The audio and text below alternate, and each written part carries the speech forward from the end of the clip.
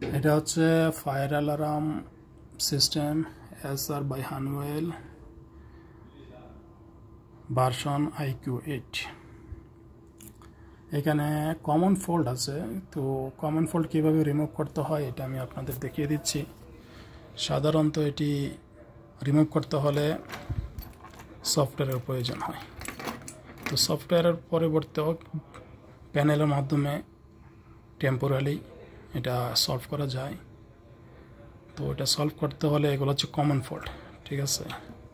এই যে দেখেন কমন ফল্ট, এই কমন ফল্ট আসলে সাধারণত প্রোগ্রামিং করতে হয়। এগুলা ম্যানুয়ালিও করা যায়।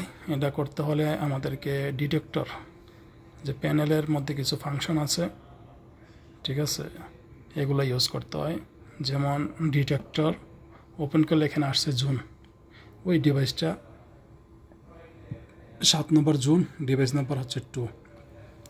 এভাবে আসার পরে আমরা এখানে অন লেখা আছে, অনে যদি টিপ দেই দেখেন এটা চলে গেছে, এভাবে চলে যাবে। যদি অতিরিক্ত হয়, বেশি হয়, একজনের মধ্যে যদি 8টা 10টা থাকে, যেমন দেখেন এখানে আছে লুপ 1-এর মধ্যে 79 নম্বর ডিভাইস, লুপ 1-এ 67 নম্বর ডিভাইস, ঠিক আছে। এটার আরেকটা তরিকা আছে, যেমন জুনে যাওয়ার পরে 1 নম্বর জুন, ডিভাইস নম্বর ছিল 2। তো আমরা যদি এটাকে এভাবে 0-তে চাপ দিই, যদি আমি আবার দেখিয়ে দিচ্ছি, যদি আমরা জুনে চাপ দিই, জুনে চাপার পরে আসছে ডিভাইস নাম্বার 1, জুন নাম্বার 1। এখন ডিভাইস কত? 0।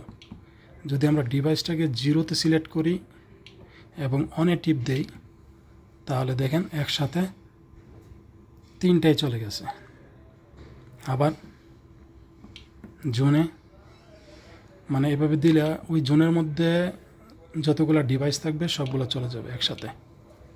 দেখেন এখন মাত্র একটা আছে। এখন এটা আবার আমরা অন্যটা ডিটেক্টর অন, প্যানেল ক্লিয়ার, এভাবেই আপনারা করবেন।